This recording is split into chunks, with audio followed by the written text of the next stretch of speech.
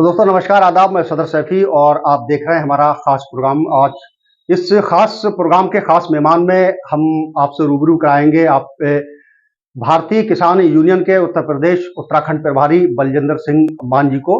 और लगातार जो किसानों का आंदोलन चल रहा है उसको लेकर किस तरह की किसानों की तैयारी है और किसानों की आगे क्या रणनीति है, इस पर चर्चा करेंगे। मान साहब, बहुत बहुत स्वागत है आपका हमारे चैनल पर। और जिस तरह से किसानों का जो दोबारा आंदोलन चालू हुआ है, किसानों की क्या तैयारी है और सरकार पर इसका क्या निर्णय आने वाला है? देखिए, 2020 में जो देश में आंदोलन हुआ था तो उस समय लिखित में कुछ हमारी मांगें सरकार ने मान ली थी और लिख के दिया था कि जो एमएसपी गारंटी कानून है उसको हम जो है अमलिया में बनाएंगे, कानून बनाएंगे उसका। और किसानों का कर्ज माफी का था, तो वही हमारी पुरानी मांगे हैं, कोई नई मांग तो है नहीं।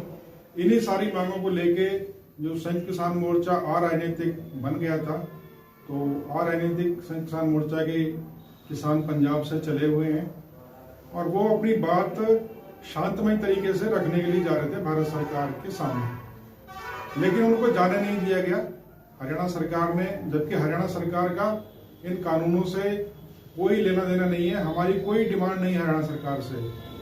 हमने तो उनका रास्ते भी यूज नहीं किया, हम तो नेशनल हाईवे से जा रहे थे और भारत सरकार से अपनी बात रखने के लिए जा रहे थे।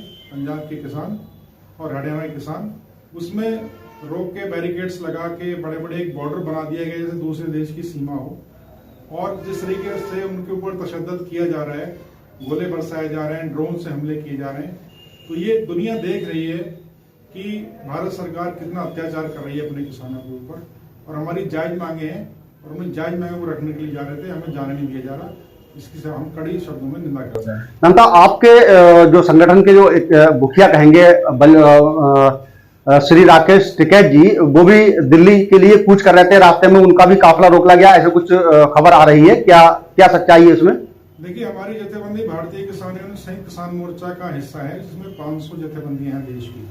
हम कोई भी बड़ा निर्णय लेने से पहले मीटिंग करते हैं और मीटिंग में जो सामूहिक निर्णय होता है उस हिसाब से फिर हम आगे कार्रवाई होती है। हमारा कल का कार्यक्रम पूरे देश में एक ट्रैक्टर मार्च का है 21 तारीख को, और हम पूरे देश में हेड ऑफिस पे, जिला मुख्यालयों पे अपना ट्रैक्टर मार्च कर रहे हैं। और हमारा यही रोष है कि हमें एमएसपी गारंटी कानून भारत सरकार बना के दे। किसानों की जैसे कॉरपोरेट का हजारों करोड़ रुपया सरकार ने माफ किया है, किसानों का भी कर्ज माफी, पूर्ण कर्ज माफी हो, क्योंकि किसान लगातार घाटे में खेती कर रहा है।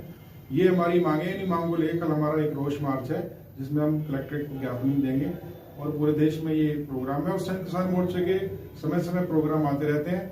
जो गाइडलाइन संयुक्त किसान मोर्चा की होती है वही हमारी भारतीय किसानों की गाइडलाइन होती है, उसी हिसाब से हम आगे प्रोग्राम मतलब जिस तरह से अभी जो लगातार तिथियां थी इस किसान आंदोलन जब से चालू हुआ, पंजाब, हरियाणा या उत्तर प्रदेश के जो भी किसान लोग दिल्ली के लिए कूच कर रहे थे, उसके बाद केंद्र सरकार के जो 3 मंत्री थे, केंद्रीय मंत्री थे, उनसे लगातार वार्ता चल रही थी। वार्ता लगातार विफल होती गई।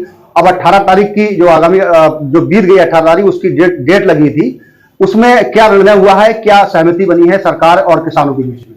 देखिए, 4 दौर की वार्ता हो चुकी है, जिसमें केंद्रीय मंत्री पीयूष गोयल जी बैठे थे, लेकिन वो कहीं ना कहीं भारत सरकार जो है इसको पंजाब तक समेटना चाहती है, कि सोचते हैं शायद पंजाब का ही आंदोलन है।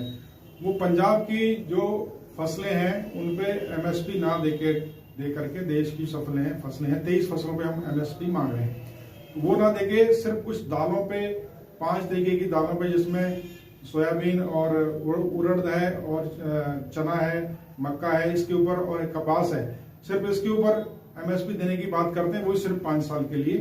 तो ये जो है चालाकी हमारे साथ सरकार कर रही है। और ये सिर्फ पंजाब के किसानों की मांग नहीं है, ये पूरे देश के किसानों की मांग है। और पूरे देश में एक कानून आना चाहिए जिसमें गारंटी कानून से नीचे फसल ना खरीदी जाए। जो स्वामीनाथन जी ने सिफारिश लागू की थी, रिपोर्ट दी थी, उस आधार पर स्वामीनाथन जी को इन्होंने भारत रत्न दे दिया, लेकिन किसानों के लिए इन्होंने कुछ नहीं किया। किसान लगातार घाटे खेती में कर रहा है। स्वामीनाथन जी ने बार बार कहा है C2+50 का जब तक आप फार्मूले से किसानों को उनकी आय का 1.5 गुना लागत का नहीं दोगे, तब तक किसान घाटे में जाएगा। तो इसलिए वही हमारी मांग है और सरकार को ये जल्द लागू करना चाहिए, ये ना कि खाली पंजाब में ही इसको समेट के रख देना चाहिए। तो संयुक्त किसान मोर्चा आने वाले समय में एक बड़ा निर्णय लेगा और हो सकता है कि जैसे पहले 13 महीने आंदोलन हुआ था, और इस समय और बड़ा आंदोलन आगे रूपरेखा बन रही है। मान साहब, भाजपा के एक पदाधिकारी, एक बड़े पदाधिकारी का बयान आया था कि जो किसान जो आंदोलन कर रहे हैं दिल्ली या बॉर्डर पे जो लगे हुए हैं किसान, ये किसान नहीं बल्कि किसानों के दुश्मन है, क्योंकि इन किसान जो है पूरी तरह से मोदी सरकार से, योगी सरकार से खुश है।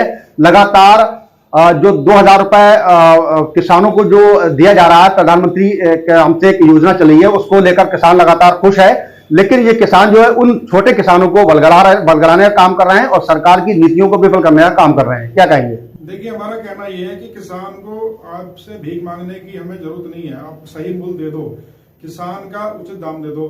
क्या बात है कि जो किसान के घर में जब फसल होती है तो कौड़ियों के भाव बिकती है, और व्यापारी के घर में जाके वो वही उसका 4-5 गुना ज्यादा दाम हो जाता है। आज आटा खरीदने जाओ मार्केट में 40 रुपए से कम नहीं है, जबकि किसान का जब गेहूं आता है तो वही 1700-1800 रुपए खरीदा जाता है, लूट की जाती है।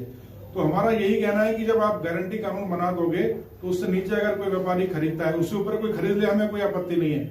उससे नीचे अगर कोई खरीदता है तो उस पर एक कानून शिकंजा कसा जाना चाहिए, ताकि किसान की फसल की लूट ना हो। व्यापारी उसको लूटते हैं, तो ये लूट बंद करने के लिए हम कानून मांग रहे हैं। इसमें पूरे देश के किसान, पूरे देश की अगर 500 जथेबंदियां शामिल हैं, तो ये किसी एक राज्य का नहीं है या किसी एक फिरके का नहीं है, ये पूरे देश के किसानों का मसला है। इसमें आंध्रा के किसान है, केरला के, तमिलनाडु, गुजरात, हर जगह के किसान इसमें शामिल है। तो बहुत बहुत शुक्रिया मान साहब आपका हमारे चैनल पर आने के लिए। और आप सभी दर्शकों से मेरा अनुरोध है कि इसी तरह से हमारे चैनल को फॉलो करें, शेयर करें, और ज्यादा से ज्यादा अधिकतर हमारे चैनल के माध्यम से जो जानकारी मिल रही है उससे ज्यादा अपने साथियों में शेयर करें, और हमारे चैनल को सब्सक्राइब करते रहें। बहुत बहुत धन्यवाद।